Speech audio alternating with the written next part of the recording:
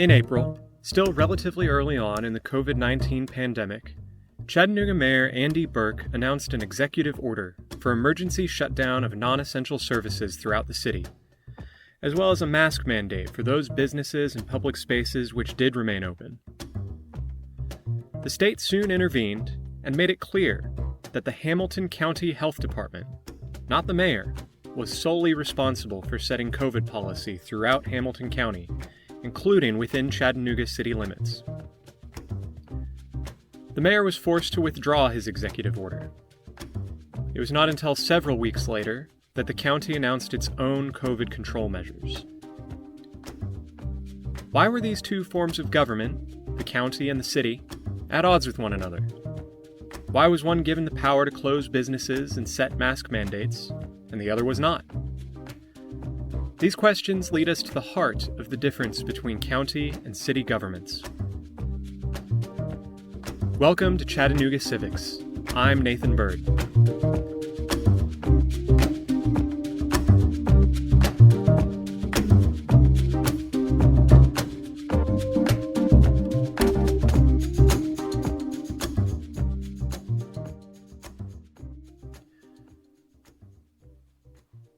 To understand local government, we really need to start with a higher level of government, the state. It may not seem like it when you watch the nightly news, but the states are actually the primary level of government in this country, at least in theory. Power flows from the people to the states, and from there power is fed upward to the federal government and downward to the local governments. This theory is really key to understanding how local governments operate and interact. You see, the county is, at the end of the day, just an administrative division of the state. Power flows directly from the state to the county. The state legislature creates a general policy, and the county is tasked with applying that policy to local conditions. So the state may pass a law establishing a public school system, for example, and it's up to the county to come up with local laws on how to build, maintain, and manage that school system. The state, when passing a law, provides the general guidelines, the skeleton, and the county applies those guidelines to local conditions, puts meat on the bones. But the powers of the county are quite limited. The county can only exercise powers that have been granted explicitly or implicitly by the state. While counties are a subdivision of the state, cities are an expansion upon the state. Cities exist to provide additional services and further and more detailed control over local policy that the state may not want to provide in all areas. But even though cities exercise power above and beyond what the state requires, they still ultimately derive their authority from the state. When a group of people wish to incorporate a city or a town, they must go to the state legislature to receive a charter.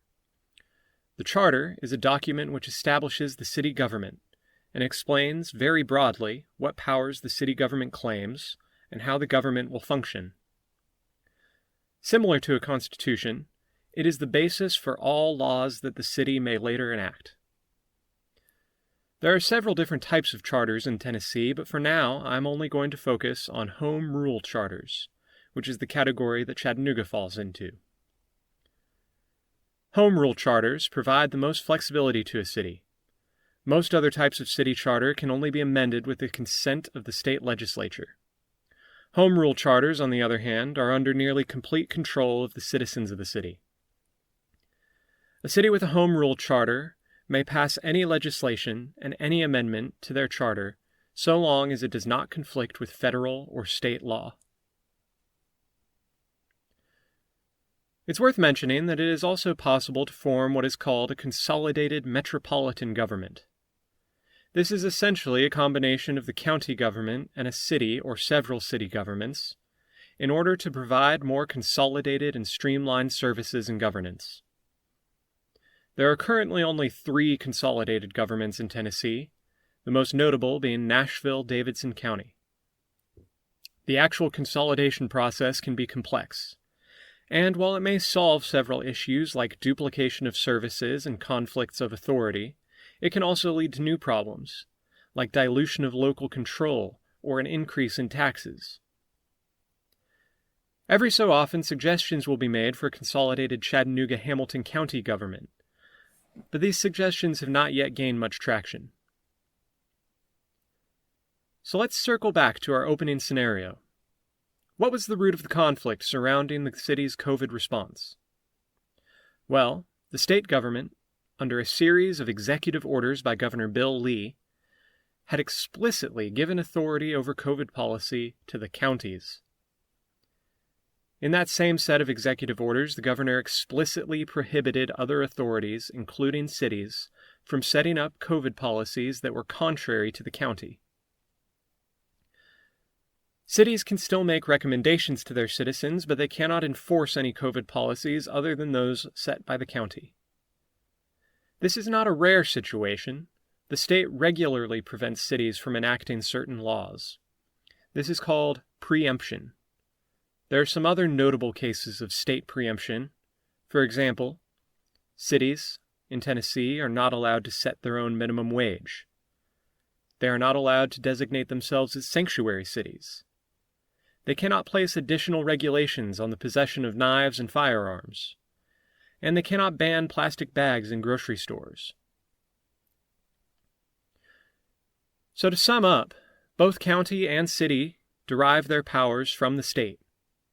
Generally speaking, counties may only do what the state has given it authority to do, while cities may do anything that the state has not prohibited them from doing. But if the county has been given authority over a specific issue, it can usually supersede city action within its jurisdiction. Now, I would hate to leave you with the impression that the city and the county are constantly at odds with one another. More often than not, the city and the county are collaborators, not rivals. There are a number of services that they coordinate together. For example, the Chattanooga-Hamilton County Regional Planning Agency, or RPA, is the land use planning organization for our area. They analyze patterns in urban development and transportation, and they help guide the zoning decisions of the City Council and the County Commission based on that analysis. While they don't have final say over zoning issues, their opinion is taken very seriously. The Chattanooga Area Regional Transportation Authority, or CARTA, is the public transit system for the city and county. The public bus fleet is the most well-known CARTA project, but they also manage much of the parking downtown, the Lookout Mountain Incline Railroad, and a specialized public transportation system for disabled citizens. Additionally, the city police and the county sheriff office routinely coordinate law enforcement efforts. The county is a member of the Chattanooga Interagency Council on Homelessness, and the Hamilton County Department of Education routinely partners with EPB and other departments of the city. And even when it comes to COVID policy, the city and county eventually worked out their differences. Not long after the initial confusion settled, the COVID-19 Joint Task Force was announced, a partnership created to better share information and coordinate between the city and county.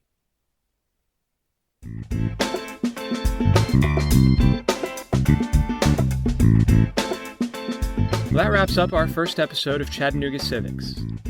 Our music was written and recorded by Kevin MacLeod. This is the part of the show where most hosts will tell you to leave a 5-star review on Apple Podcasts. If you want to leave a review, that is great. But if you're enjoying this podcast, the best thing you can do is tell your friends about it. This is a small city. Word of mouth goes a long way. If you have any questions or feedback, send me an email at chattanoogacivics@gmail.com or follow me on Facebook and Twitter @ChatCivics. That's chat with 2 T's. If you're feeling especially generous, you can donate to support this podcast using the link in the show notes. Thanks for listening, and I'll see you next time.